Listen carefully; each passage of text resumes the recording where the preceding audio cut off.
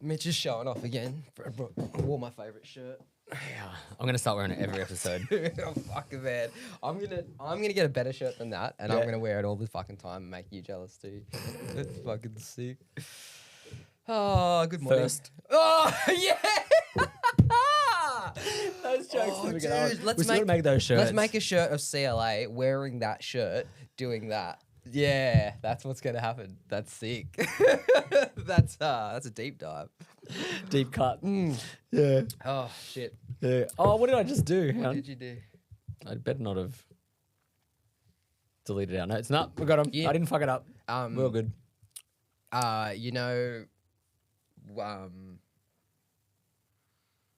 I think I forgot to do sponsors. Yeah, I was just thinking that. It's because we didn't have Hato here. Fuck, Hato. God damn it. All right, we'll just say thank you, Tommirock. You are our sponsor this week, and we're very, very stoked to be here with you guys. Thank you very much. Fucking oath. Well, Cool. What? Oh, dude. Okay, so first up, we got So Neve released a 500 series. Yeah, So 500 series compressor. So you guys put it in the chat, and I didn't even really look at it. So Yeah, looked at it yet? this is all new to me. Hectic. So let's go Neve 500. All right, let's go straight into some 500 series. Yeah. So this is okay. So This Neve. is my jam. So new Neve 500 series. The 88. Something. It's AMS Neve. Yeah, it would be. Yeah, Yeah. okay. Yeah. Yeah, not Rupert Neve Designs. Yes. It's their new. Is it even there? They haven't even updated their website. There we go. No, the LBC. Okay. Yeah. God, it looks like shit, man. Don't like- That's what the actual console looks like too. Like shit. Yeah. Yeah. Have you seen What do the you 88? think? All right, so do you open another tab and bring up the 88R. Okay. The Neve Neve 88R 88R. console. Sorry. Yeah. Yeah. So what everyone should remember, like the one that everyone knows is the 1073, 1081 era of console with the big red Marconi knobs. Mm-hmm. The 88R console is not the same console. Yeah, okay. What it has in the preamp section is something that's like a bit more like an SSL Yep. with an input transformer for such extra saturation stuff going on. Yeah. Or it might even be out on the output stage. I'm not sure if it's on the input or output stage. But basically, you know how later on SSL with their newer consoles have done like a saturation knob that'll run through a transformer circuit. Yes. Like modern SSL stuff Yeah, has yeah, that yeah. on their super analog. It's kind of what Neve had done back then. Right. On the 88R. Jeez, it's overwhelming to look at. Holy That fuck. console will just... It looks like a 1980s Look at sci-fi that. film. Look at right? that shit, dude. Yeah. Like that makes Over-engineered at holy this point. fuck. There's like fucking there's keyboard on it. Yeah. Yeah, it looks like a Ableton push in the middle. Dude, it looks like the inside of the fucking Starship Enterprise, honestly. Yeah. Like some 80s fucking spaceship or something. It's Totally. pretty out there. Yeah, that's too much for me. Oh, But anyway, yeah. that's where the knob colors come Yeah. from because you can see those dynamics modules Yep. up top there. I can't see anything, to be honest. Yeah. I'd say this looks like an IC See- chip. Yeah, see the pink and green and all okay, that? right. Yeah, you're getting around to Right, whatever right. the dynamic section is there. Okay, so what is this? Remote mic preamps. It's got the remote ones. That's fucking cool. That'd be in the newer version. Right, yep. Yeah, that's All a right, newer so version. back to this. So this is their new offering of a compressor. lunchbox compressor? Compressor? Is that what that is? Yeah, for LBC? compression. Lunchbox compression? Yeah. Okay. Yeah. Yeah. Is that what it's LBC? That's what I'm asking you, man. Oh, okay. Hectic. We had LBC, had okay. a dementia moment Oh. there. That's got to be it, right? Yeah, must be. Yeah, cool. All Cool. Clever. So, all right. So it's a compressor. Yes. Do we know anything about the sonic characteristics of the compression in the 88R? It's a VCA. Okay. So it, once again, is probably similar to an SSL style compressor, yeah. Right. So, Compressor. So I'm trying to think of like, okay, so SSL has their VCA. channel, the E compressor, the dynamics module from the console. Mm-hmm. Neve doesn't really have In their old 1073 and 1081, whatever like you call those era Yep. of consoles, Yep. They had their bus kind of ones. Yep. You know, the you know the one that AM 2254. Yes. Yeah. That's what they would have in Right, a console. right. But they were not on every channel. Yeah. obviously. So Like, that they was were their bus buses. compressors. Yeah. Because that's a for the crazy desk. choice for a bus compressor. much. Oh, dude. It's like, fucking, man, you want to eat a meal or you just want to eat this block of chocolate with me? Yeah. It's just so fucking heavy. Yep. Yeah. Right. So this is something much cleaner than that. It's VCA based because we're getting into the 80s where everything's becoming VCA. Yeah. Okay. And Cool. stuff. And you can also see way more like ratio, attack and release, makeup gain, or it's got a release dial, threshold dial. Yeah. But then the attack release is a switch. So I think one thing I didn't get with these style of compression units, like for example, when we went to the uni, we used the SSL there, and you know how like we were dialing in compression, and it's not like using an 1176 or a LA2A where you're just like, whoa, hear that, like juicy, fucking pumpy, like you don't get that from these. This is more of a subtle. Again, this to me feels more like a tool. Whereas the other ones are color boxes. Yes. So this is more, okay, we want to control the dynamics. You might have 20 channels drums. We make sure nothing's peaking. It might add a little bit of vibe and character. Punch. You've got this like snappy punch. slight accumulative effect across the 48 or 100 channels or whatever you've got.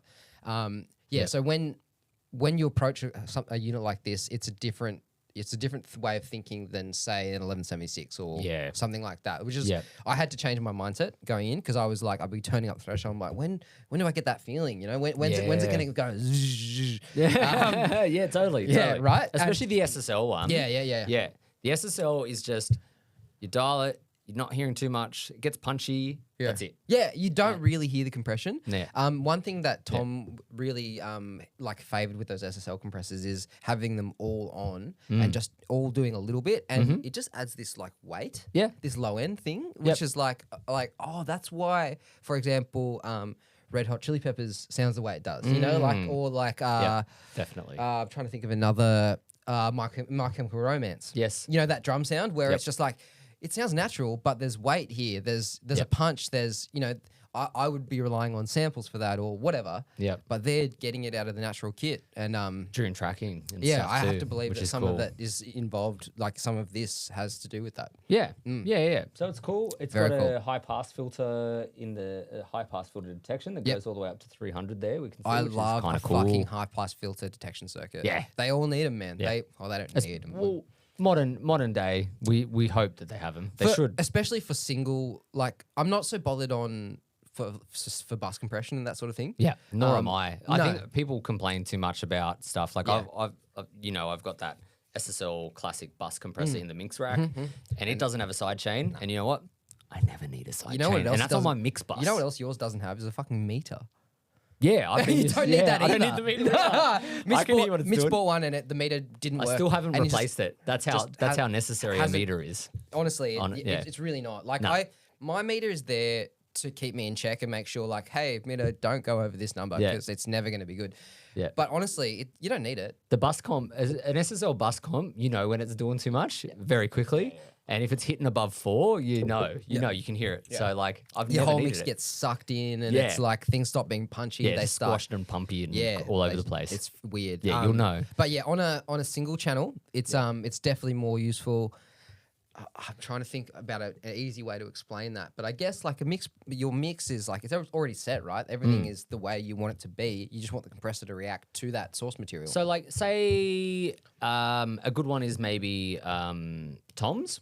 Yep. Do you want the compressor to react to the stick attack or the low information that's going to happen? Yep. So if all the information is going to be there, it's going to grab and hold on to the lows. But if you just want it to bring down the attack a little bit, well, then you can put the filter all the way to 300. Yeah. So it ignores all the low information and just only compresses when the attack of the drum comes in, and that might be more useful. I've got an interesting question for you. Yep. Who's buying these? This is something I wanted to talk about because it's got a lot going on. Yeah. It's got a meter, which is kind of cool. But who's gonna buy this? Do you want to know how much it is? Did you see? I didn't. Let me guess. US. 1800. Oh, I mean, I'm gonna go 1800. No, it's a Neve. The preamp is like $1,500 on its own. 300. Nah, you're closer first off. It's 1,000 US. So it'd be really? 1,000 US. Okay. Yeah. Hang on. So Yeah. Neve. Oh, so let's go. Sorry. I saw just it go- on US. Vintage King. It was 1,000. Okay. Yep. That's pretty. They're pretty good. Yeah. To AUD. Yeah. Okay. Yeah. That's more reasonable. But again, answer my question. Who's buying these? I don't know. Yeah. That's what I thought. Shout out to Tom for sending this one through this morning. Yeah. When he sent it through, because he was like, "Oh man, I've always wanted this and the channel strip and whatever." Because he's a big fan. Tom's a much bigger fan of the 88 preamp. Because the guy has it's to work cleaner. on consoles. Yes. Like he actually has to use them all the time. Yeah. And it makes sense. And he's working with bigger budget things and stuff. This is an interesting one. Yeah. Okay. And I don't know who it's All for. right. So who do you think it's for? A bunch of thoughts straight off. Yeah. It looks like the sort of thing you're more likely to see in like an older person's studio. It's not flashy looking, so that's going to affect the younger crowd. Mm-hmm. They're immediately going to like, oh, the warm one is bright yellow, you know. Like, unfortunately, that's going to make a difference. Yeah. It looks like an old DBX unit to me. That's going to turn a lot of people off. I'm turned off by it. Yeah, that's honestly, like interesting. nothing about the way this looks makes me excited. Which is one of those things. It's like, if I'm buying Neve, if I'm spending that much money, I want it to look exciting. Yeah. This is going to be for those old console guys who could never afford the 88R, and now they're like, oh, I can finally have that old console that I wanted all those years. Yep. Because no young person's buying this. Well, not within that budget either. Dude, not a $1,500. no one knows what an 88R. Like, if you're under 30, you probably don't know what an 88R is. Yeah. Like, I'm close to 40, and I don't really know what they are. I've never used one. Exactly. Yeah. So Yeah. you're not going to buy. And if the funny thing is, right, 500 series is aimed at home studio people. Home studio people don't want this kind of thing. They want 1176s. They want things like Colours. that. They want to hear with their money. Whereas people like you and me, when we've got all the things, and they're like, okay, I just need some arbitrary things that are going to do a job that other things can't do. This is what, you know. Yeah. I think actually probably it's going to be people like you and me who do appreciate nice stuff, and then it's going to be the older guys who could never afford the Neves that they wanted. Yeah, and look, maybe something else is happening in America right now with people downsizing to smaller studios. So in America, in Nashville, it's now legal to have a home studio. It was illegal. It's now legal. Legal. Right. It was illegal to actually operate a home Until studio. when? Up until like a couple of years ago. Wow. Yeah. So they've all been doing it. They've been doing it on the sly, but like you could get arrested if your neighbor dobbed you in, kind of thing, for home studios. Arrested? Yeah. Imagine- You're fined and arrested. imagine- Yeah. it's like, Locked up. Your snare sucks, bro. Lock him up. That should be an offense. Yeah, he should be locked up for that snare. Get him. Yeah. Holy fuck. Nine. Anyway. Yeah. So 9 dB at 10K. Get him. enjoy yourself. Yeah. So it's an interesting one because they're trying to get into that like lower end market, but the people that they're marketing at.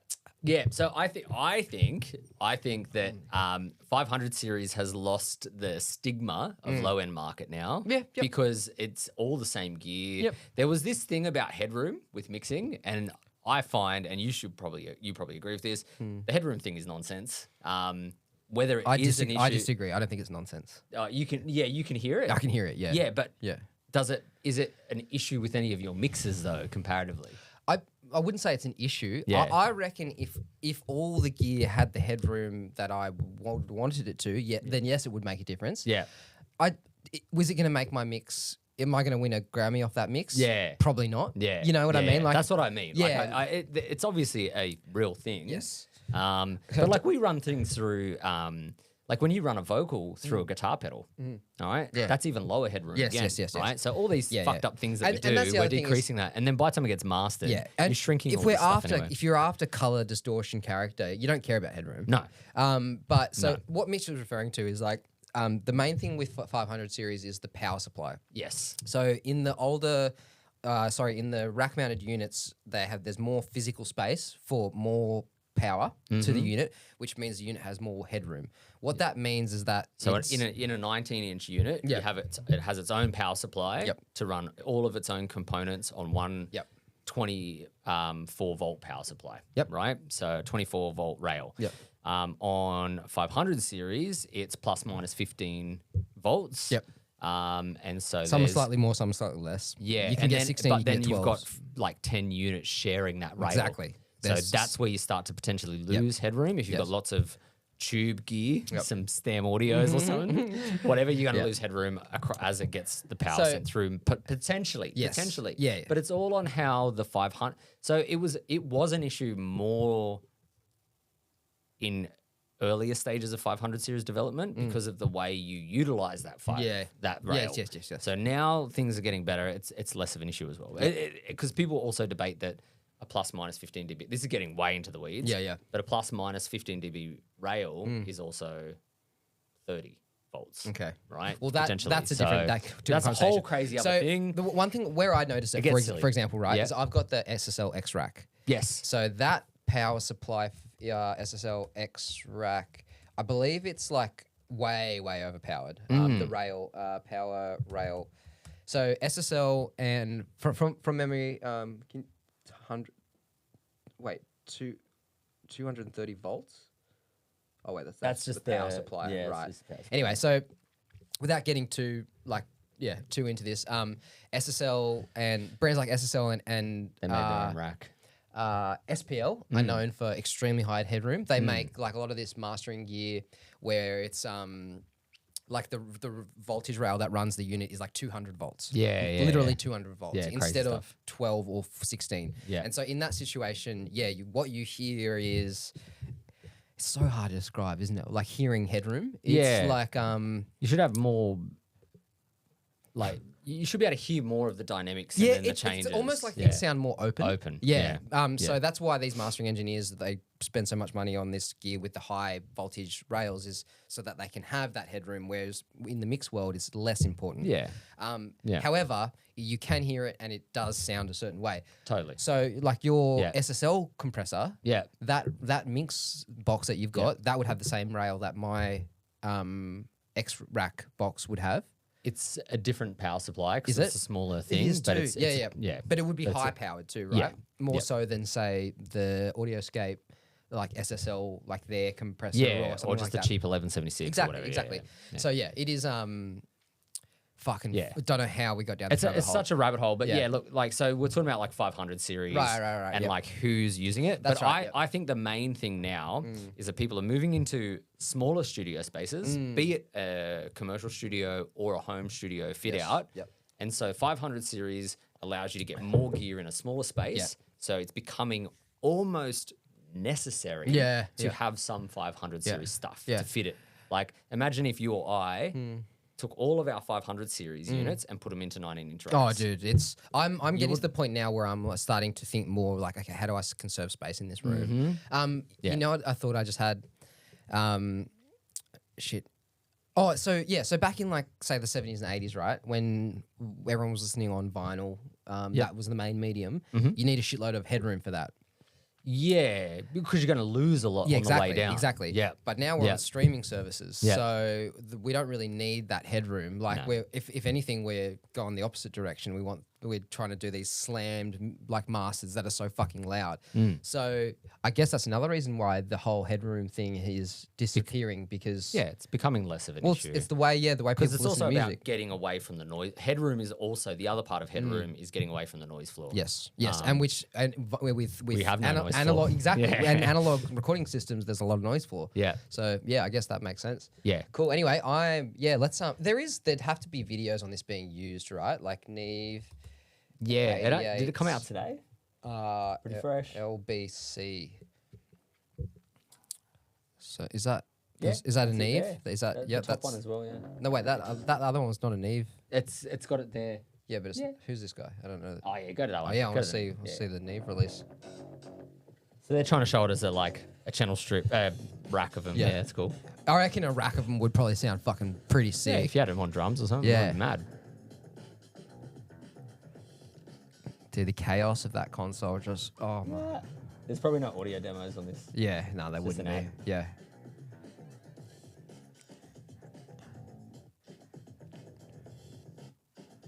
What's your what are your thoughts on this style of metering? Like this where'd it go? This weird, like this LED thing? Those 05, 2, 5. Oh, and then it's got on the other side 1, 3. Right, yeah.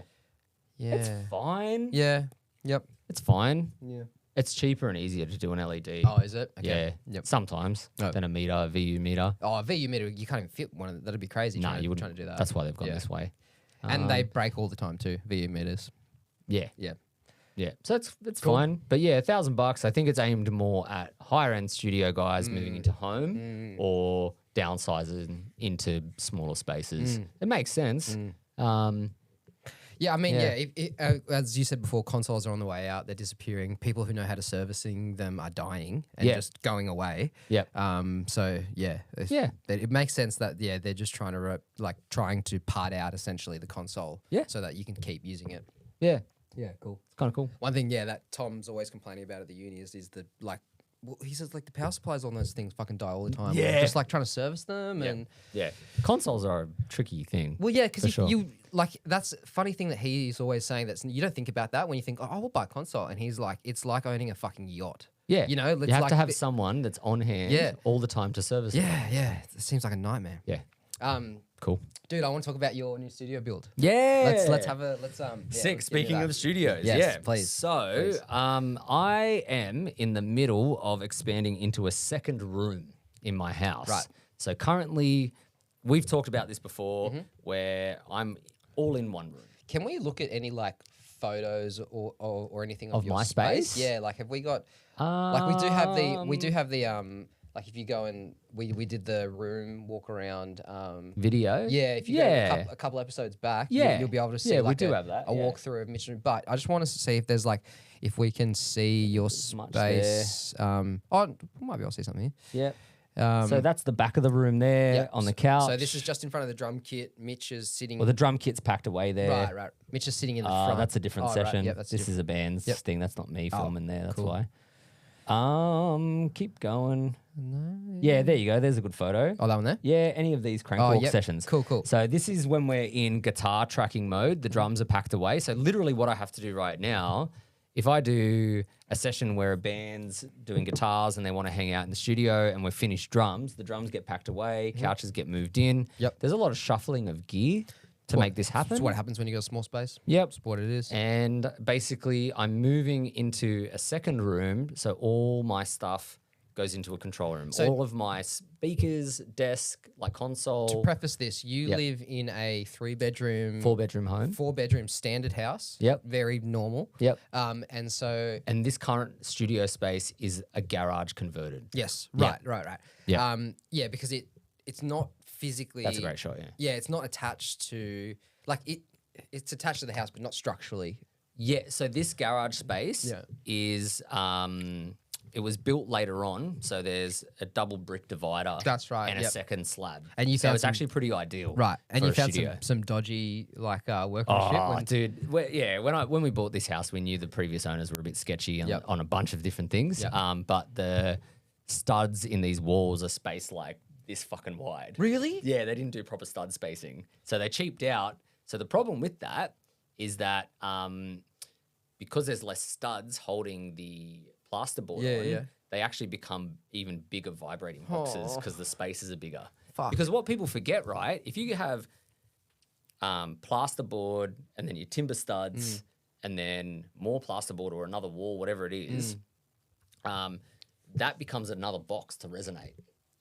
Yeah, of so course your it does. stud spacing actually will cause a different resonance. Wow. Right? But these guys have just created this massive woofy extra box thing that vibrates. Wow. It's annoying. Yep. But I've treated the insides of one of the walls. I haven't done this other side yet, Yep. but I'm going to basically do my other room, get that going, and then have the space to fix some of the stuff in this live space as well. Yep. So this is going to become 100% a live space, Yep. which it's quite a decent size for. Right. So that was my next question. So this is going to be a live room, and then you have a control room. A control room. Oh, and great. And so there's no line of sight Yep. because the other room has a living room in between it. Yes. So there's a living room and stuff. Yep. But we're just going to set up cameras for line of sight. Line of And sight, TVs. Line of sight, I could care less. Yeah.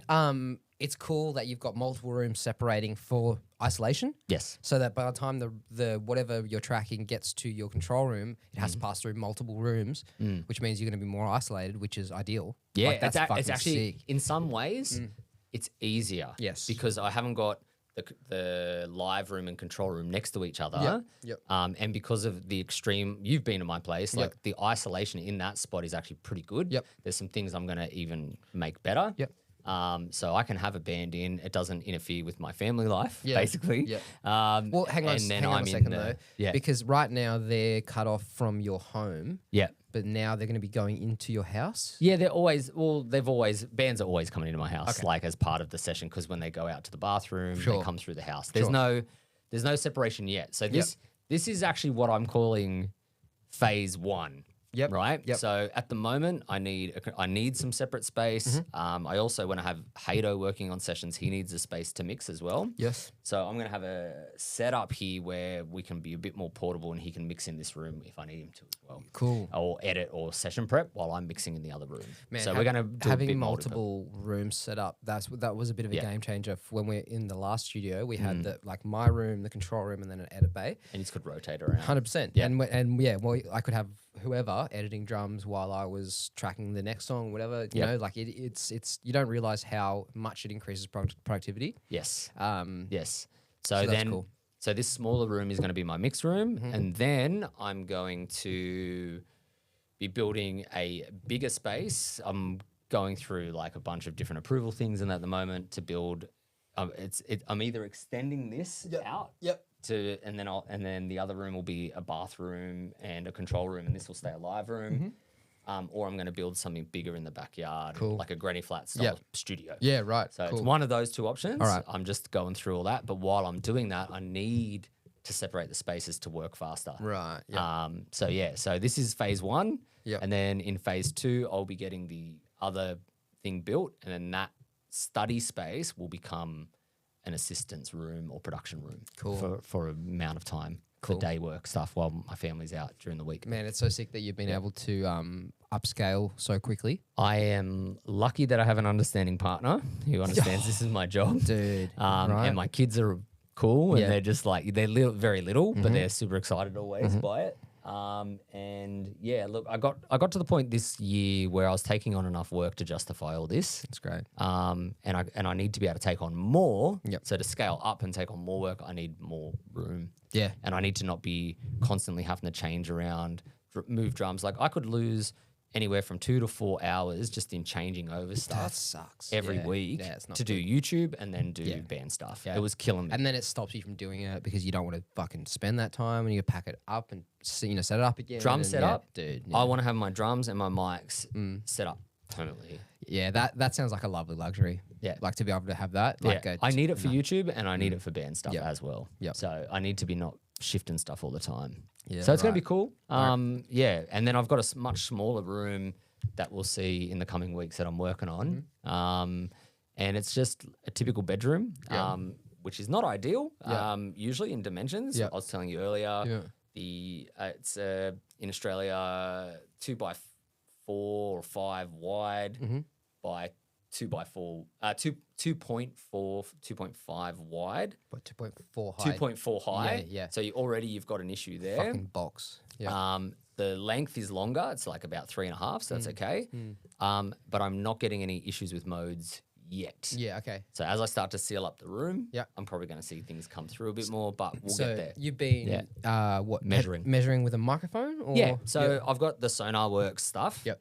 So I'm using the SonarWorks mic and Room EQ Wizard to measure room modes. So I have looked at this thing before, but it's been a while. Room EQ Wizard. Yeah, Room EQ Wizard is like the Reaper of EQ software. Fucking look at it. But you need to learn to use it if you want to do acoustic stuff. And there's been a lot of stuff. There's a video, just scroll back up. These guys, Sound City, Music City Acoustics in Nashville. Yeah. This video, I'm literally watching this at the moment to learn how to set up my stuff properly. Yeah, cool. For measurement. Right. I literally watched this video this morning. Yeah, cool. All right. So I might have to. It's complex to get your setup going. Yeah. Because you got to do some calibration. Basically, you got to do a calibration for your interface so it can take the frequency response of your interface and then calibrate for that. And then you do one for your microphone and then you start measuring. Yeah. Makes sense. So that's where I'm at the moment. Makes sense. Yeah. I did it without a calibration file just to see roughly what ballpark I was in. But I'll have more accurate results today. I'll send you through some photos. Yeah. but I'm literally in the process of measuring. One thing that I've picked up though while I've been researching, which I found really so these guys are cool. They sell acoustic products. Right. There's another guy called Acoustics Insider. Have you heard of him? Yeah. Jesco. Yeah. Just look up Acoustics Insider. Yeah. Okay. Yeah. So shout out to Jesco. He has so much good information on acoustic. Oh, yeah. I've watched this guy's videos. Yeah. Acoustic panel building. Yeah. Okay. Now, something recently that he said, like, you're going to get differing opinions from everyone. Even these two guys, they did videos together. Yeah. And they have some differing opinions on panels and panel sizes. Right. But one of the things he mentioned was that if you really want to go low frequency, your panels need to be 16 centimeters or more. And a lot of people don't make their panels deep enough. Thick, you're saying? Yeah, thick. Right. Yeah. 16 centimeters. 16 centimeters. Right, that's and then you've got to huge. get an air gap. But I'm seeing some of your boxes. Yeah, no, so these... Those are deep, They have an air gap. but that's the air gap. Yeah, so that's Mitch is pointing at these. Yeah. So there is definitely an air gap between that. They're prime acoustics, yeah? They are. When I first started making mine, I remember reading that 4 inches and 4 inches was ideal, like 4-inch Minimum. trap. Yeah, and Minimum. then 4-inch. Obviously, you lose physical room size the bigger you go. Yep. Yeah, right. Okay. So this is a cool nerdy one, but yeah. do you know why you need the air gap?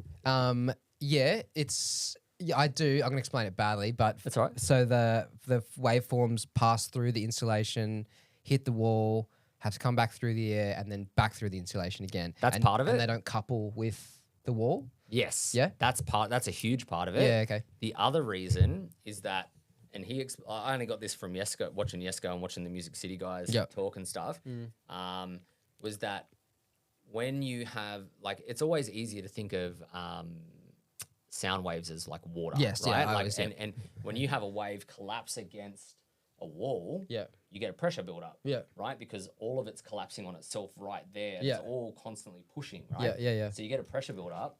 So right on the wall, if your panels are right on top of the wall and the acoustic material is right on top of the wall, it's less effective there. Yep. It's actually more effective a little bit out. Yes. Where the wave is coming through still and still moving. Yep. Right here, it's not able to do much. Yeah. Because it's all just pressure. Yep. And it's actually the sound pressure itself is actually going to push it back anyway. Yes. Right? Yeah. So it's that kind of concept. Yeah. But but the thicker you go, the lower the broadband absorption. Yes. Yep. Right? So if you can go even thicker again. Yep. But it all depends on how much you can eat into your room space. Yes. Because you still need the air gap. Yep. Or you just go, well, I can do it's also just about mass. Yeah. Right? So maybe for a certain room, it's better to have the air gap, but then for some rooms, it's just you need more absorption. And I've been watching a bunch of other videos as well, and I saw this really interesting video. I can't remember might have been called, it's Warp Academy. It's a dude that shows how to build panels. Excellent resource. Yep. It's interesting to see people's results, right? When they do the testing, they put up their panels, and he saw these huge results of his clouds. Yeah. And he didn't put together, he might have later on, he might later in the video, I didn't see him put this together, but it was literally that the clouds were they were the thickest panel in the room. Yeah. And so he saw this, he was like, oh, my corner traps did this, the corner traps didn't do much. Yeah. They did a bit. The rear walls were the second thickest panel. He got quite a big result of modal drop and flattening out of curves there. Yeah. But his ceiling cloud did the most. Yeah, 100%. And it's like, why? And it's like, this is a thing that I know. Yeah. 100% is a thing. What's the largest untreated surface in the room? It's the your roof. ceiling. Always. And it's the easiest one. Yeah, it's the easiest one to treat. And you can go deeper. Yeah, 100%. Right? Yeah. Unless you're doing drums and you have no room, you can't go as high. Yeah. In a mixed room, fucking drop that shit. Yeah. You know, if you're 7 foot, sorry, you're going to have to duck or something. Who cares? Whatever. No, but yeah. isn't that such a great point? Is like you walk into any room and most of the time the ceiling is this big, bare, Unused. untreated surface, which you don't need to worry about stepping on shit. You don't need to, mount anything. So why would you not treat that first? Yeah. And why wouldn't you put your thickest, biggest absorber there? Yes. and start there. Yes. So what I'm going to be doing is starting there. Yeah, nice. Because then maybe I don't need to eat into the room okay. on the sides and stuff as much. My room, when first of all, when I built the clouds, made the biggest difference, and then when I changed the insulation, this is what I want to ask you. So the type of insulation, those two things, when I did that, my room changed exponentially. And you know what's funny is those panels above my head maybe cost me, let's say, $400 to make myself. Yep. I'm surrounded in prime acoustic that's worth nearly 10 grand. Yep. And the ceiling cloud is the most important thing in the room. Yep. Without a doubt. Yep. Yeah. Yep. And what did you? So I need to know. Okay. What did you use? So Bradford Supertel is the one I tell everyone to buy. This is the one that I can't claim. I can't be responsible for doing the research on this. This is Josh Bartel. Oh, nice. Shout out, Josh. Yeah, well, this is Josh and Viking Lounge, Paul. Yeah, so, Paul. Cool. So so Josh built his whole room out of this. We went with this, 75 mil thick, and then you get whatever size you're working on. Yeah. Yep. So, and then they also come with, some of them have like a backing because it's used for commercial ceilings and that sort of thing. Yep. the foil backing. Yeah, get it without the foil backing. Yeah, of course. Yeah. Man, it's when Josh was like, Update your website. yeah, it's terrible. So $100 a piece is. Whoa. And that's how much they fucking got. It's expensive, right? So when Josh did this, he spent $1,000 on just insulation, and I was looking at, I was like, dude, how much of a difference could it really make? Yep. And he was in this room. Yep. And once he set he walked in. He set his room up. Yep. I walked in and I was like, what the fuck is this? Like, Yeah. honestly, I was like, I remember his room. Yeah. I was like, what am I not hearing? You know, I was like, so what he had done is built these panels, like the stuff that we've talked about in the past, but he had 0 bare surfaces. Mm-hmm. So he had covered every single bare surface in the room, and it was honestly kind of creepy, like being in there, because it was just like anechoic. I can hear everything, you know. And so once he did that, I went and bought this shit. I changed out all my bats. I took all the shit out immediately. My room sounded way better. Yeah. Like tighter, deeper, you know, all the things you want. All the good words. This is the one. The reason this one that Josh found this is because it's the highest density that you can get without, you know, having to buy some absolutely bullshit expensive crazy stuff. Yeah. So when you actually hold this stuff, so you know when you buy insulation from like Bunnings or whatever hardware, it's fluffy. it comes wrapped up. Oh yeah. You know how it comes wrapped up in it looks like a big cylinder. Some of it is, or some of it's in stacked. still. Right. Yeah, Okay. stacked, Cool. yeah. So it's a common to get them wrapped up, and you cut it open and they fall out like this. Yeah. These you can't even bend because it's so thick. Yeah. So they come like a mattress, like wrapped up like a mattress. So so that makes a massive fucking difference when you consider how dense the material is. It stops a lot low end. Yes. So what Mitch was saying about the waveforms passing through and then coming back again, the denser your stuff is, the deeper essentially the lower the frequency. There's arguments for and against that, which we can talk about. Yeah. Sure. Yeah, that's another one of those funny things where you probably do need denser stuff to slow down the modes that are the most aggressive. Yep. But once again, it's debatable on what you need, because the denser you make the material, the harder it is for it to actually pass through and then get absorbed. Sure. And it can build up another. Of course. And because if solid material if builds it's up if it's too pressure dense, barrier. Yeah. So what I've seen, interestingly, some people do is use something like this and then layer it on the back side again with some thinner stuff as well, which I think is really interesting to get the best of both. Yeah. So I'm going to try. This is 75 mil thick, man. It's quite fucking. That's 75. massive. It's huge. Yeah. So mine are going to be.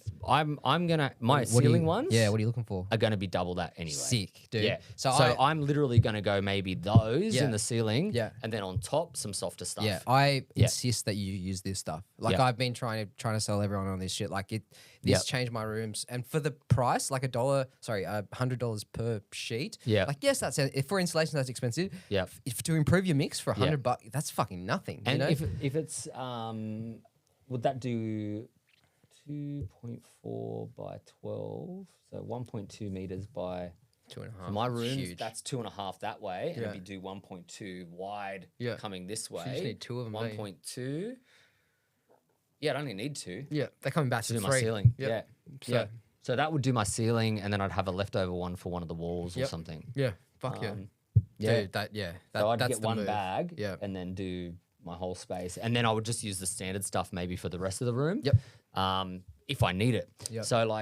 So the thing is, right, like this is the interesting thing about all of this is that I'm going to try something where I'm going to go for much thicker. Like Jesco reckons 16 mil minimum of thickness of material for extreme low end stuff. Yep, cool. If you want to really absorb lows. Yep, well that's and good. I want to try that.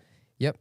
Wait, I'm gonna. You said 16 mil? Not 16, 160 mil, 16 centimeters. 16 Right, okay, centimeters. right. 16 centimeters deep. Right. So what's that? 75 mil. Oh, So most panels are not 16 centimeters deep. Right. Okay. Yeah, I'm with it. So you need Most two panels. Yeah, you'll need stacked on top of each other. So what I'm going to do, I'm going to get some timber that is deeper, at least 16 centimeters deep. Yep. And then probably stack 2 bats. One thing I ran into. So how are you going to stop? So this stuff is thick enough, so it's probably not going to sag. But if you're going to put another layer of insulation on top of it, it might sag. Yeah, that's fine. How are you going to counter that? Usually what you do is you buy stuff that's actually thicker, and then you just wrap it over, and then it'll sag a little bit down over time. What I'm saying is that see how these are starting to sag. Oh, yeah. No, so that'll be the front one anyway. Yeah, but I'm saying so if you've got a big open your frame, you got a frame, right? And you got the insulation sitting. Oh, because the frame's bigger. Yeah, because the frame's so fucking big, it's gonna sag. You put cross. That's what I've done. Is that your solution as well? Okay, cool. Just cross pieces of timber in the frame. Yeah, so, and to just hold it up. Thin, small pieces of like ply or like cheap whatever stuff. Yeah, whatever offcuts or I bullshit was, or like that's what I did, and I was wondering if you had like if there was a solution. I didn't do that in some of my earlier panels. Yes. And like there's panels in my live room that I'm eventually going to redo. I won't need this kind of stuff for the live room. The live room's pretty good. I would argue that yes, you do, but you can get away with not using it. Yeah, I'll see because I might use this other stuff and then I might change my mind. Yeah. But I get what you're saying in that, like, you know, you got to prioritize spending money in all the places, and you can't have the best shit in everywhere. I get that. Exactly. But I think if you had the money, you would want this everywhere. I think so. Yeah. Well, as I said, I'm going to start with the ceiling clouds first and go there. I'm so excited for you. And then I'm going to go with the edges. Yeah. And then I can eat into the sides a bit, and I can't do a full corner trap because of the way the room is, and there's a big bay window thing. Yeah, okay. But I can eat into the side and along that wall, so where my monitors will be and the console will be, right? But it'll get tight. So what's the solution if you can't build a corner trap? So this is the thing, right? So corner traps, what people think is that if you've got a corner trap, some people think that the corner trap is the most important because that's where bass builds up. It's where the bass does build up, but it is not responsible for the room modes. Okay. The parallel surfaces are what create the room modes. Sure. Yes, bass will build up there, but you're not listening there. Yep. So how important is that really? Number one. Number two is I can put stuff, the corner is only about 30 centimeters wide. Right. I can put a big fat panel that's about 20 centimeters wide there, or even 15 and 15 centimeters off the wall. Right? Yeah. And even though it's not filling the corner, it's in the corner and then running along the wall. Yeah, sure. And it's not about, this is something that Jesco talks about as well, which is great. It's not about if you put a wedge, right? Think about it this way. If the depth is what absorbs and you put a corner trap in, it's only effective, the corner trap is only effective where it's that in deep. the middle, yeah. So you're actually, it's not that effective. Yeah. Right? They're not as effective, or they're effective as long as you've got enough mass there. Yeah. But if you put a wedge in, right, that wedge, and like, you know how people do the wedge ones? Yeah. So the wedge then, as opposed to a flat panel, the wedge has no air gap. Yeah. And then also is only that much deep in that center point. Yep. So you're actually not getting as much absorption. Yeah. Because on the edges of that wedge, it's not doing anything. Yeah. Right? So a big fat square panel is actually going to be more effective because it's sitting in the corner, absorbing some of that stuff and doing something there. But it's a big absorber taking out more modes. Yeah. Right? So what you got to remember is that, like, everyone needs to remember that it's okay to think about this like a sound wave as water, but sound travels at 340 meters a second, 44, right? So it's moving and bouncing faster than you can comprehend in your small room, 100 times or more a second. So that movement is happening so fast. By the time you hear and perceive the sound, it's past you so many times. So it's gone backwards and forwards and around the room and everything, especially the low frequencies, which are omnidirectional. Yeah. It's all happening everywhere. It's not just going to a corner and staying there. It's moving around constantly. And so if you put a panel anywhere, it's going to do stuff to absorb those low frequencies. So it doesn't matter as much where the panels are. It's about how much absorption can you get. And then where it does matter where they are is reflections. Right? So it's that funny thing where there's a lot of like misinformation about stuff or misunderstanding about the physics of it. And then a lot of stuff that you've just got to test as well. Because at the end of the day, every room is different. And every room's going to have different anomalies. Man, I'm looking at like these videos. I want to watch all of them. Oh, dude, I am on the fucking. I'm down the fucking rabbit hole in this shit. The last month, it has consumed me. So, big shout outs to Jesco, but also other people that have been building studios lately that I've watched as well. Nick did a big build thing. Okay. Did you do videos on it or? So Nick. Legend dude. He did his whole studio build, how he did it and how he treated it. Do you remember his YouTube? Panorama. Yeah, he did Panorama? Yeah, okay, cool. And then who else? Ed Thorne also had a really complicated studio. Right. And I've watched all their videos as well because I knew this was coming. So, yeah. So Nick earlier, probably a few videos down, did a bunch of stuff.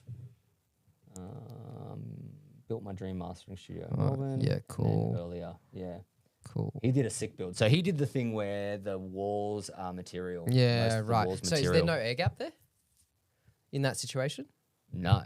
Nah, there would be no air gap. No. Yeah, right. And so this is the thing as well. Like, there's air gap, but then there's also mass. Like, and which one's going to be more important? Yeah. He actually did some really cool calculations on how much important the air gaps are. Right. I can't remember entirely, but he did that thing where they material wrap the walls. And so it's in the walls. And he's got some other stuff going on. Cool. Yeah. I'm going to have to watch this and really pay It's attention. really cool. Yeah, it's really cool. He goes through it in a really cool way. He did a lot of framing out of the room. It's wild. Yeah, wow. Yeah. Fuck those. I built one of those diffusers. Once. I'll never do it again, man. Yeah. Fucking There you go. That's a good shot. Shit. There you go. Okay. Yeah. Wow. So he already has walls, and then he's done another internal wall of acoustic. So it's basically what Josh did. Yeah, right. But with bats everywhere. So you can see where he's framing out and putting all the bats in the walls, the roof, they're everywhere. That's so sick. Yeah. So you end up with something that's more anechoic, chamber-ish. That's great. Yeah, it's a lot, eh? Yeah. Yeah, but he's only using the softer stuff too, and he's, you know. Yep. But I'm definitely going to try some of that thicker stuff just for my room. Because a small room's going to need some... Man, I want you to use it so bad that I'll pay for it if I have to. I'm keen. No, I'm keen to do it as part of the experiment anyway, to see how much it does. Yeah. Because I'm going to measure as I put in different sets of panels. Yeah. Okay. Because I want to know for myself. Yeah. But I want other people to know which panels are doing what. Yeah, super interesting. And like how important really are corners, ceilings. Like, can I put up the ceiling ones and then that's nearly it? Yeah. Yep. Like, that'd be wild, eh? Yeah. That'd be so Yeah, because sick. after watching that other video on that Warp Academy one, you see this huge difference. Yep. Yeah. Look at this program, man. This fucking that's my God. that is looking at the reverb time decay rate in a spectrogram. Okay. Right? So you're seeing down that's pretty flat. Yeah. Which is cool. So all the frequencies are ringing out about the same, except right in a small home. Yep. Studio, you're always going to get the very low lows ringing out. 25 hertz. Yeah, but that's considered acceptable at 30 hertz and stuff. Yeah, right. You can see this tiny little bit of 40. Yeah. It's barely anything. It looks good. Yeah, he's flattened out the room really well. Yeah. Yeah, Room EQ it looks more complicated than it actually really is once you understand it. But it's nerd shit. Yeah, it looks like they're fucking surveying the There you bottom go. of the That's ocean. another good one. So that shows a decay rate thing as well. Wow. Yeah. Yeah. It looks and then like you can see the frequency. Everyone's seen frequency responses where you can see the room modes kind of coming. Yeah, wow. Yeah, it's hard to know. Yeah, he's got it down to under 100 milliseconds. Okay. But all of that stuff is like anything, you have to take some of these measurements with a grain of salt too. Yeah. Yeah, I mean, like it's all good if that does that, but how does it feel to work in there? Exactly. Yeah. And that is the big one Yeah. too. One, space and functionality, Yeah. and two, just what's the vibe? Yeah. What's the energy of the Yeah, room? yeah, just the way it feels. Sitting Yeah, in like there. are you going to kill the vibe of your room by doing too those are much? sick. That's cool as. Nick. His rack? Yeah, Yeah. that's sick. Yeah. Those like really empty, no sides on them, like the bare. It's cool to keep your gear cooler Cool. too. Fuck yeah. Yeah. That's really cool. Yeah. Yeah, that's a sick rack. I like I that. wonder if you made that one. Probably did. Looks like it. Yeah. Mm. That's sick. Hell yeah, man. That's Very sweet. cool. All right, so you're building the second room. Yep. And that you're not going to be tracking instruments in there. No. Except for Maybe vocals or something. guitar, maybe like Yeah, I would have guitarists, so I'm going to run lines. Yep. So through I've the got ceiling. yeah. Yeah? Cool. Yeah. What- So basically all my analog gear, my console Yeah. is all going to be in racks. So the racks are going to be on the sides. Yep. And the analog console and faders are going to be in front of me. So we're keeping the console. Yeah. Yep. Yeah, it's going to be in front. Yep. And then that way in tracking, you have 24 channels on the console. Yeah. I have 34. I have up to 48 in an I/O. Yep. And I have at the moment analog pre's are probably getting towards 14. Yeah. Maybe, but then I've got more to build too. Yeah. So I'm going to end up with like 20. Basically, what we were talking about in the last episode. Yeah. Kind of what you had in preamps. Yeah. I've got heaps. So yeah. I'm going to have enough to track drums and everything else. Yeah. Track my objective is to be able to track band sessions and demos for bands as well. Start offering a demo package live. Are you running any redundancy or extra lines in case things die? That's an excellent question. I'm going to, now. We did that. Yeah, did ya? Because once you seal it up, how much of a cunt is it to get up there and redo it? That's a great question. I haven't even thought about redundancy. So I would maybe think about a second, like say if you're running headphone cable, run two. Or, you know what I mean? Yeah. Like just. So I'm going to run a core. So I've got a multi-core that I'm going to be using, an old live one. Yeah. And so I'm going to run that, and that's got 4 sends. It might have 8 sends, that one. Yeah. It might have 6 or 8. Yeah. It's a 24-channel multi-core. Yeah, I always so encourage redundancy because like we did that and we had channels fail and then we were just like, what the fuck do we do now? Yeah. Like we really had to rip the whole multi-core out and go like do it all. It was sucked, man. Through the roof isn't going to be too big a problem, no. but I still don't want to have to do that. No. Yeah, and then I'm going to run speaker lines for amp heads and stuff like that too. Sick. Yeah, so I'll be able to have amp heads in my room.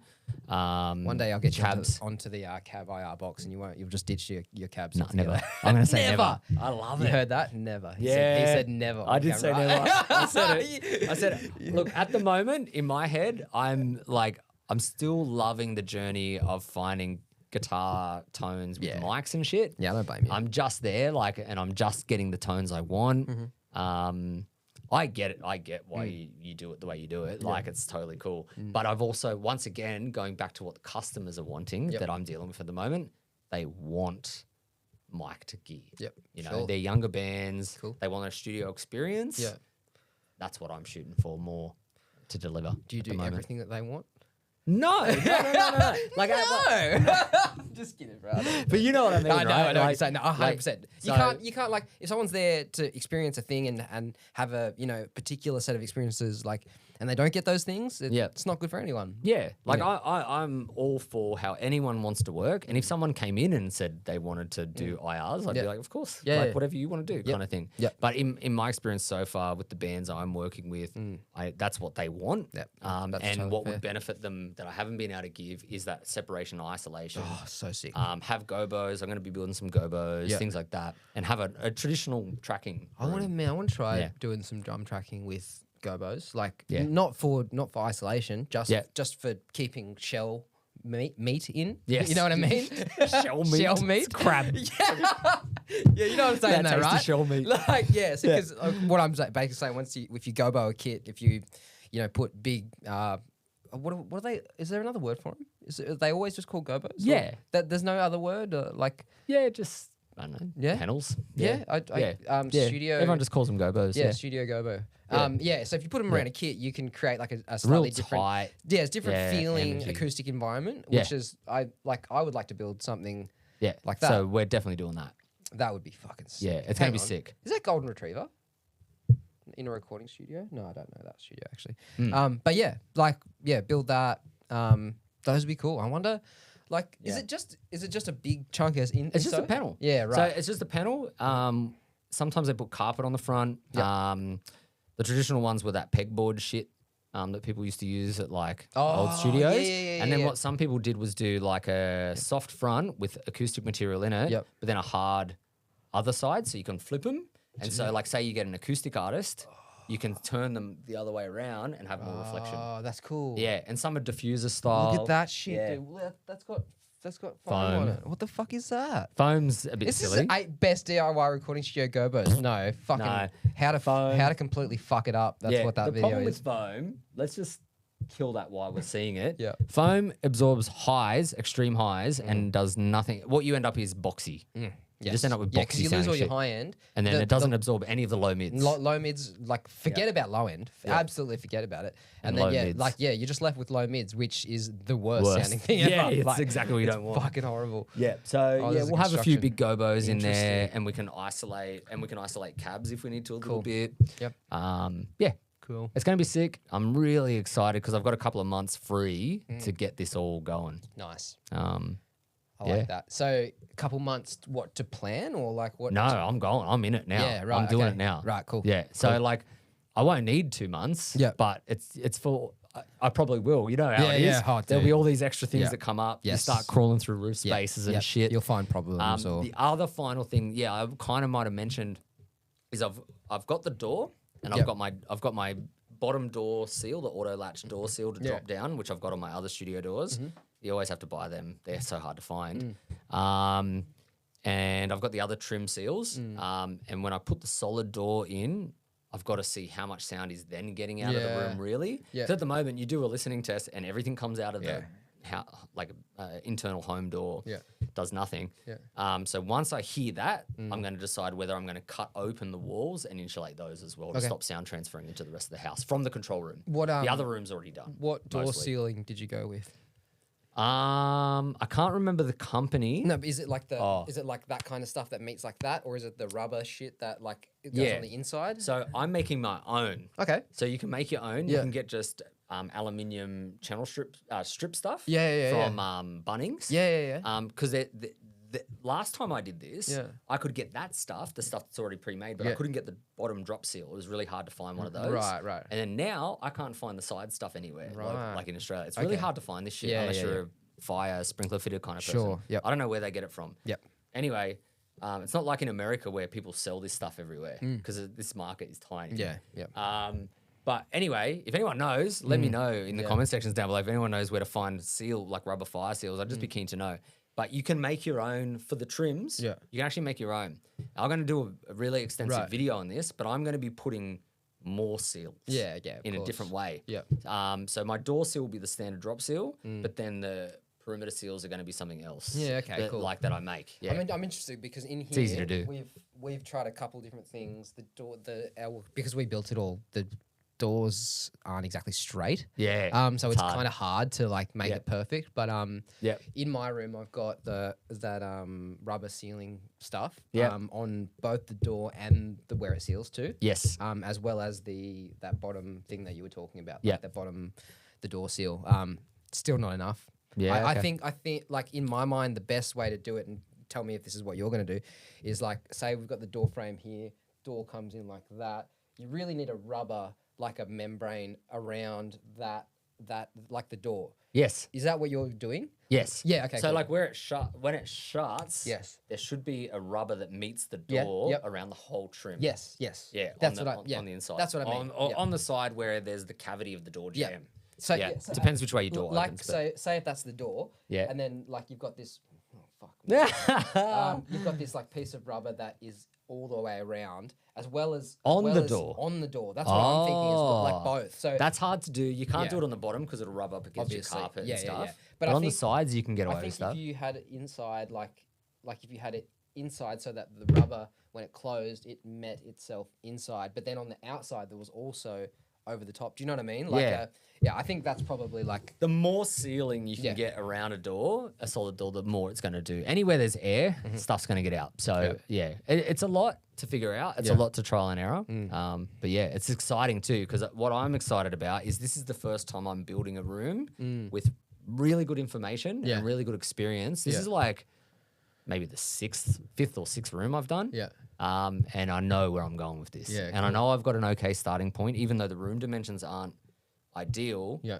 The room modes that should be a problem are escaping through the window bay and through the side walls. And if I absorb some of that in the internal walls, it going out the window, it's my front yard. Yeah. Who cares? Yeah. Doesn't bother me. And there's not going to be that much anyway. It's a listening room. Yeah, yeah. And you're not going to be a crazy close, volume in there anyway. And you're so close to the speakers. Yeah. Because the room only goes 3.5 deep. It's going to sound like a TV from the street, like really. Yeah. You're not going to be able to tell. You can't. I literally sat in there yesterday listening, and we went around me and Hato were jumping around listening to stuff and that, and you can't have it that loud because the speakers are so close. Yeah, to you. yeah. But it sounds excellent, so it's fine. Yep. It's going to sound sick. It's going to be great. My biggest excitement is recording things like drums or a band and making those big moves on all the hardware and really using hardware and really dialing in tones in tracking more than I've been able to do so far. Cool. Yeah. Hey, in your ideal control room, no expense spared, what does the layout look like? Like if your desk here, your computer there, where is everything else? Because you said within arm's reach. Yeah. Yeah. So before you said your console in front of you and you're gonna have all your rack here. My rack's gonna be on the sides. Is that ideal for you? It's fine. Yeah. I have to move like that to get to the side of my rack. What's perfect? If you had a big enough room, obviously within arm's reach, like here. So but you're always moving out of the tuned listening position. Not always though. But almost always. Almost always, yeah. Like in your situation, you're fine Yeah, mostly yeah, because yeah. you can get to everything. But like if I'm tracking a band and I've got 24 channels, you're out of the listening position anyway. So you have to always do stuff and come back. So the reason I ask is because for me it's about decreasing the amount of time I'm away from the perfect listening position. Yeah. Right? Like that's really what the ideal desk is to me. For a mixing setup, for just mixing, I think that's doable. Yeah. For tracking, it's I know. It's like, not. I know. Yeah. I know Yeah. it's not possible, Yeah. and that's But why I I'm agree saying- with you. Yeah, I so agree, that's yeah. why I'm asking you. Like in an ideal world, I think. Yeah. Like I've got one of this mastering style desks. Yes. Yeah. I like that because, like Mitch said, everything I can listen and I don't have to move my head. Even this, I'm compromised because Yes. I'm using one ear. Yep. I'm hearing reflections from over here. Yes. You know what I mean? Like and like, you have to do a move, yeah, sit. come back, and even Which is what I going do from now. here to here, it changes your mindset. Yes. And you've got to reset. You know, Yeah. like I've got to You go. gotta Okay, recalibrate. I'm listening here. I'm about to EQ a vocal. All right, let's just reach down and push up a couple dB. Now let's sit and see how that feels. Oh, I've gone too far.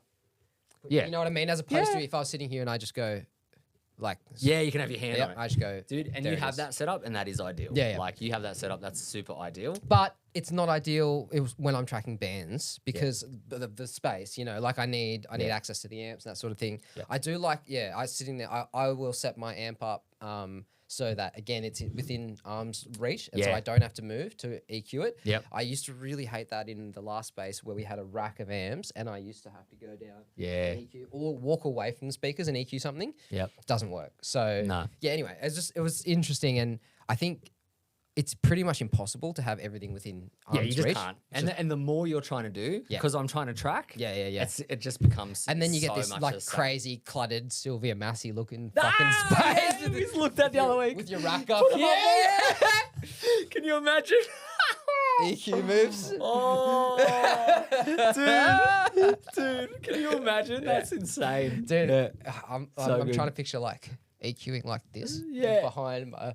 Dude, it gets silly. Like it does. It becomes that balance of practicality and reasonableness. And No, I was Yeah. just curious as to like what you I think would- ideal is. I'm and- also like really apprehensive about putting desks or anything that's going to Yeah. vibrate Yeah, because yeah. in recent episodes we've talked about me getting rid of my desk. Oh yeah, go That back was and watch. causing- Go back and watch that one if you haven't, because that was very interesting. Yeah, and I haven't even finished the video on that on my own channel. But yeah, a big wooden desk will act like a wall and cause more problems because I have a console. Yep.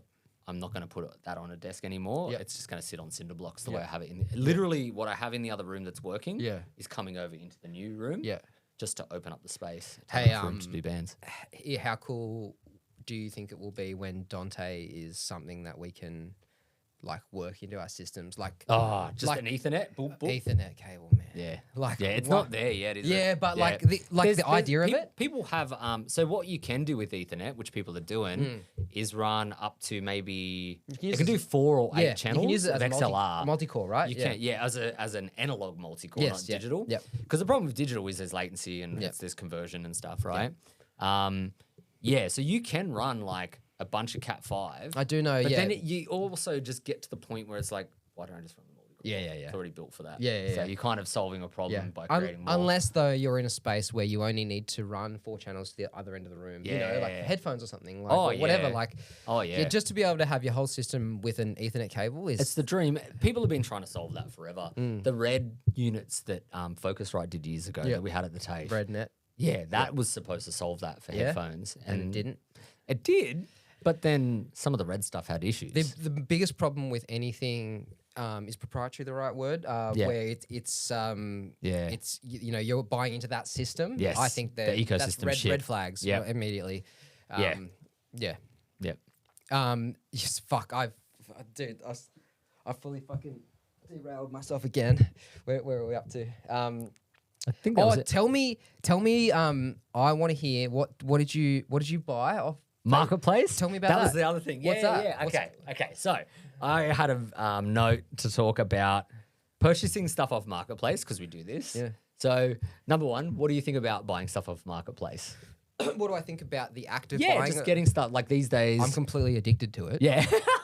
I'm completely Yeah, fucking so am I. addicted. Yeah, it's too easy. So I It's used easy, to, right? I used to scroll eBay, like Yeah. as that used to be my social media for fun. Is Yeah. like, oh, what can I? Is it Marketplace? And now Like if it's you're on the Marketplace. toilet, are you on Marketplace? Absolutely, dude. Dude, You know all the what's- time. you know what's all the fucked time. up? I'm trying to stop myself now. Dude, I wake up some days and I go like this. I go,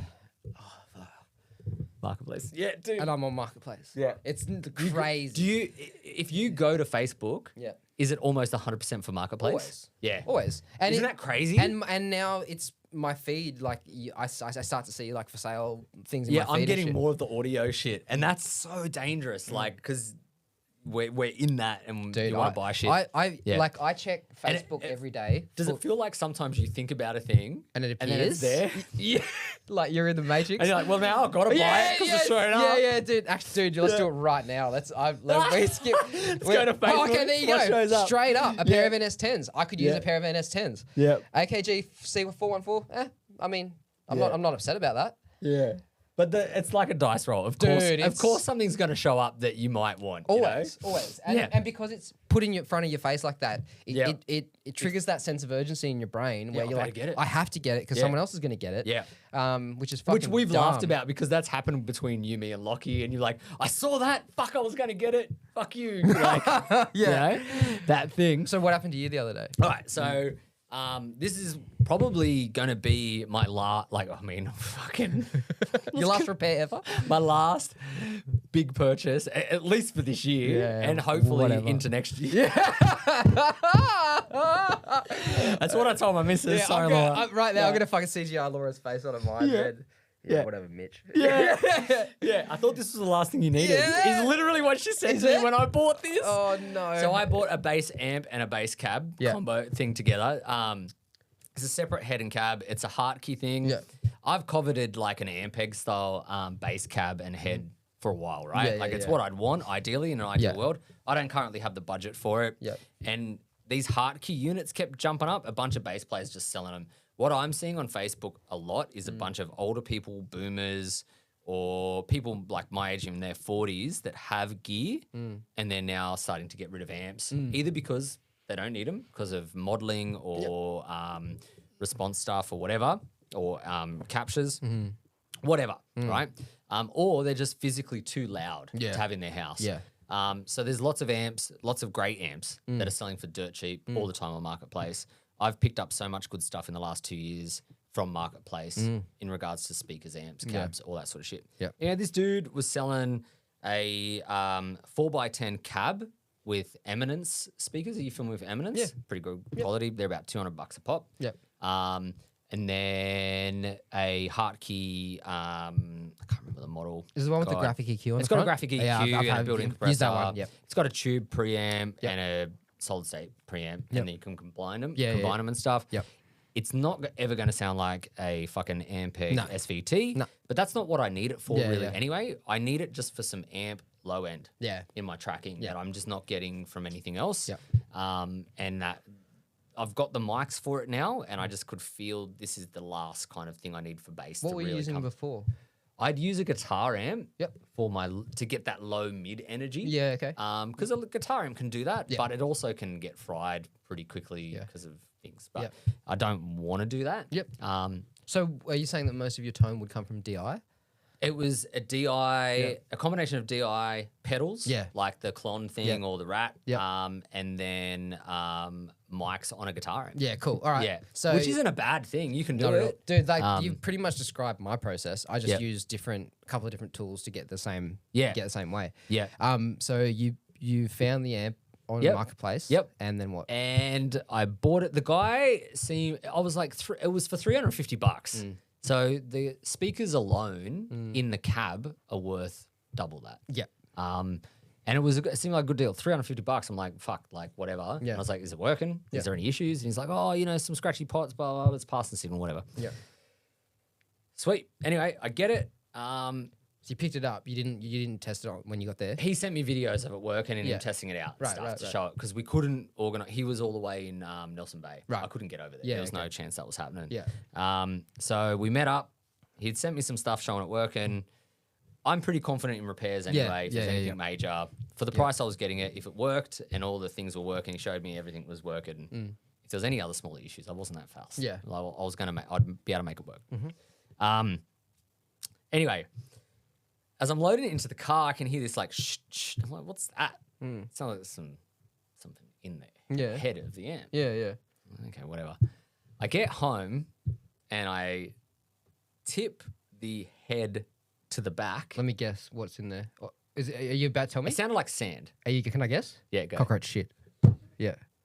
It's fucking disgusting.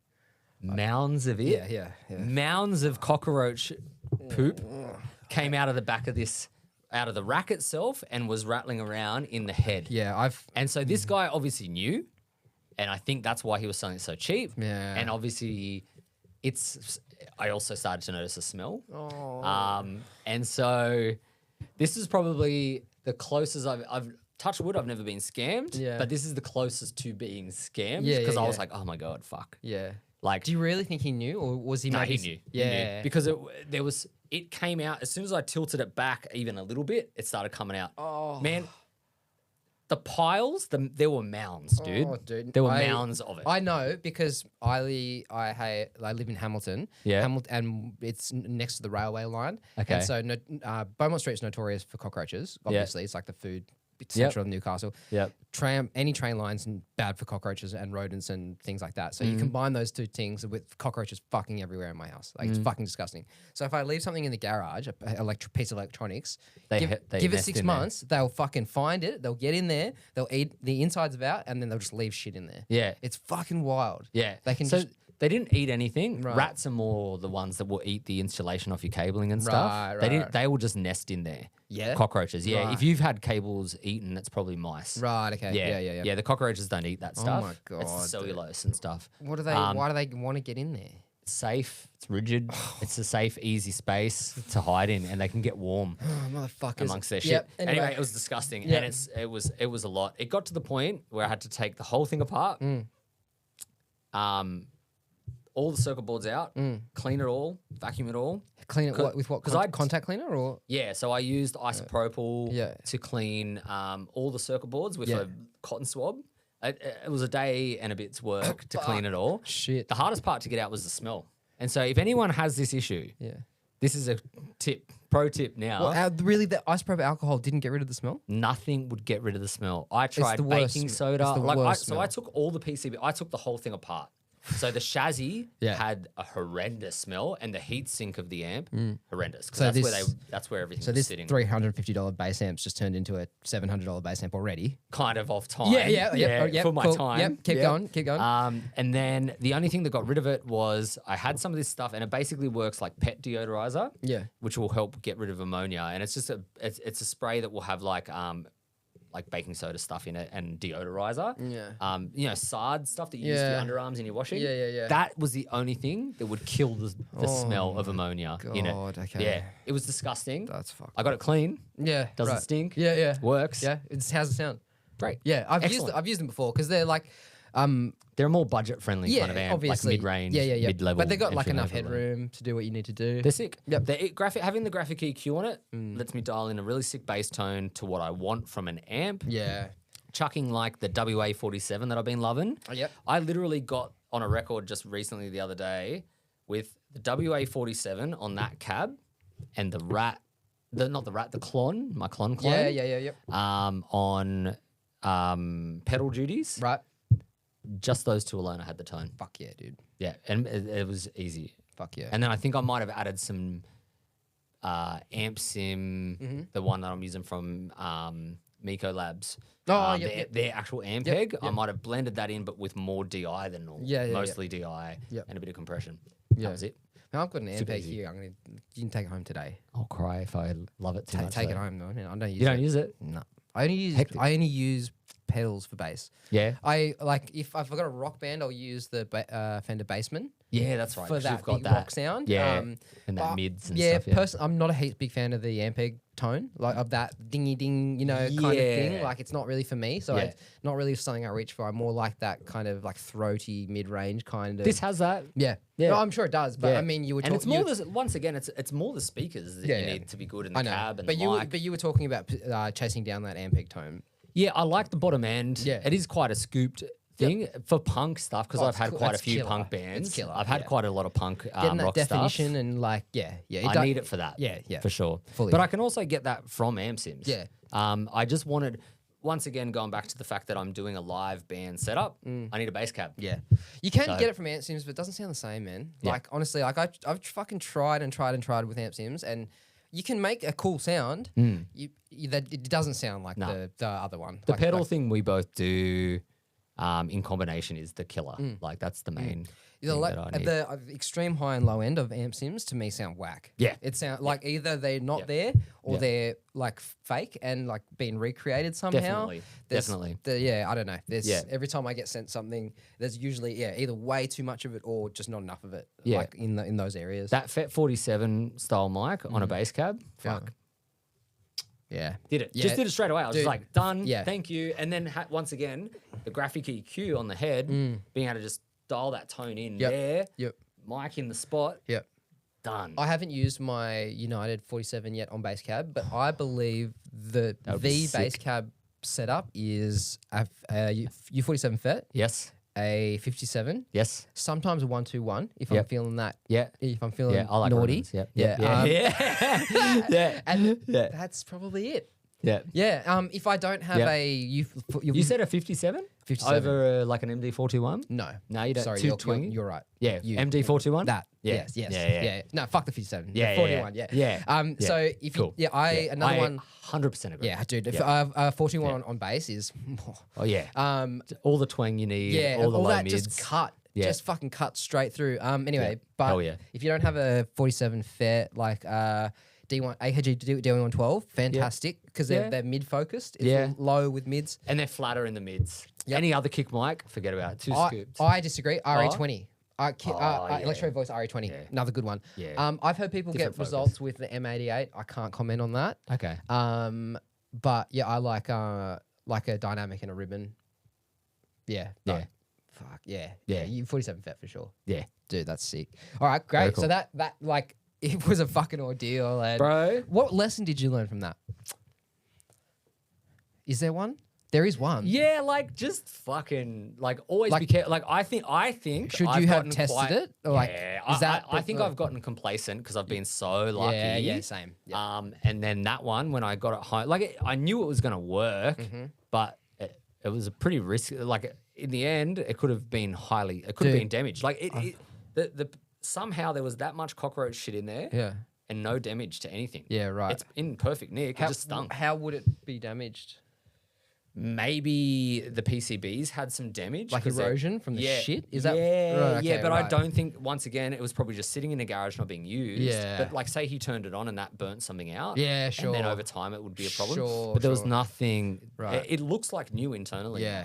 Like, Dude, it's sick. I've seen similar to you though. I've had a bunch of really good runs lately, and it's made me a little bit reckless. Yeah. Where I'm just like, there you go. I just transferred $2,000. I just like hope it shows up and like hope it's what you say it is. And you know, like I've been kind of lucky, but it's kind of scary. We live in a really lucky time where like that is so easily doable to just buy something affordable off people off marketplace. Like I love it. It's crazy. I think because we live in Newcastle as well, and people, I don't know if your experience is the same, but in Newcastle there is so much music gear for sale all the time. Yeah, all the old rockers are selling stuff all the time. Yeah, and we live close enough to Sydney that it's not far if something if you have to go up. to Sydney. Yeah, it's crazy. But yeah, sick. Wow. Yeah, fucking cool. Hell, dude. Yeah, have we hit it. I think we're done. We did it. Yeah, that was everything. Yeah, fucking oath. Yeah. Well, thank you, everybody. Yeah. Thanks for listening. Are you going to stay off marketplace? Oh, man. Let's go on there right now. Fuck it. Let's go have a look. Are you going? Yeah, let's go. What shows up on Mitta's marketplace? Let's look at my marketplace together. All right. So, Marshall, immediately that catches my eye. Yep. Ow, fuck this microphone, dude. It gets you every time. This here. Ampians. So this is Declan. This is my friend Declan. So can someone please buy these? So Declan. They're not yours. No, they're not mine. So Declan can then go and buy these. What? Yeah. Is that what he's going to buy? That's what he's trying to do. What's he Declan? 4-8. What an arbitrary weird number. But buy them please off Declan so he can buy these. Do you want him to buy them so you can hear what they're like? Yeah, even though he lives in Melbourne, I'll never go to his studio. But I just want to know. I just want to know. What's Declan doing work-wise? He's pretty similar to me. He does a lot of like rock and metal, mainly drums, things like that. That's so much money for speakers. Fuck yeah, it is. But Declan. But I guess, dude, like if it's that's a big dick move. Yeah, man. I want to do that one day. I want those fucking monitors. You just sell some of your bikes or some shit, bro. Yeah, no, fuck $30K, dude. So I'll just swap my car, walk to work every day. Oh shit! You need one of those stickers for your backpack when you walk, and it's like you should see my speakers though. Yeah, you should see with the chair I sit in at work. Fucking hell. Yeah. So have you been looking out for anything like this? Because it's a couple of things that I'm always looking for. I'm done. Japanese fenders. Oh yeah, Japanese fenders, tellies, strats, things like that. Yeah. I have a soft spot for them. I'll always like if I see one for cheap, I will try and collect it. Yeah, cool. Cheap pedals that I know are worth more than what they are. Yeah, the only thing I'm on the lookout for constantly Bargains. is budget, cool budget gear that no one knows about that they're selling for stupidly cheap. Yeah. So I pretty Pedals, much DBX compressors. I pretty much stuff do like it that. for bargains because I'll either buy something that I know is worth a lot more that I can sell later on, or just something that is going to not cost me very much that I know is going to appreciate. I just chuck it in a corner. 100%. Like I bought a Univibe pedal for that reason. I honestly I don't really even like them. So it's the original. The original Univibe? the 70s one. What's that guy Hendrix? Yeah. Do you know that guy Hendrix? Never heard of him. Wait. Who? Yeah, this one here. So this is the Univibe, the original one. I think from memory, right now they're probably worth. I'm going to take you to my Reverb account. I'm pretty sure I'm blocked on Reverb. Let's check it. Why would you be blocked? I'll tell you later. Oh yeah. I'll tell you off camera. Yeah. Hang on. So let's go Univibe pedal. What did you do? Oh, dude. So I'm pretty. Yeah. If we 5,000. Yeah, insane. Ooh, that's for the original. Yeah, the first model. I think I'll be surprised if I see one on here at all. And if there's one on here for less than 500, it's probably a deal. So how much did you get it for? A guy put up on Marketplace for $200. And so I just was like, that's a no-brainer. Yeah, cool. There's $200. That's $500 in my pocket. It's one of the pedals too that someone might use on a record. You know, it's like one of those things. Like it's if I see an American Strat for $100,000, like that's a no-brainer. Yeah. Like that's yeah. yeah, you can kind Yeah. of tell I've been looking at strats and things like that lately. That's funny. yeah. Yeah, it's so dangerous. Dude, it's terrible. Yeah. Bargains. Yeah, bargaining or obscure gear, I'm always like obscure, like 19-inch gear, Yeah. stuff like that. You know, like I picked up those 163s Yeah. that I've gone back to loving now. Another stuff one. like that. Another one like. Closing down studios. Yep. Or when people don't know what they have, like Yes. you know, like when, like for example, there'll be. I saw someone put up like an original Gibson SG for like $1,000. Like it's like an $8,000 guitar, Yeah. and they were just like, "Oh, this is old thing Yeah. under my garage." Deceased and- estates. Yeah, all that kind of shit. Yep. Like, Yeah, they're the things to look for. yeah. Yeah, if you're looking for bargain stuff for your studio, whatever it might be, if you need studio gear, Be warned. amps, Because I've just, buyer beware. I've just zoned out and forgotten what we were doing. And just Yeah. I'm just scrolling through my yeah, you start getting the Fuck, habit. That's dude, the yeah, habit. it's bad. It's That's how so they get bad. ya. But yeah, that's what it is a lot here. And like, there are bargains to be had. Definitely. Just be careful because it might be full of cockroach shit. That's a great sign off. Done. Tell me this story. What did you do? It was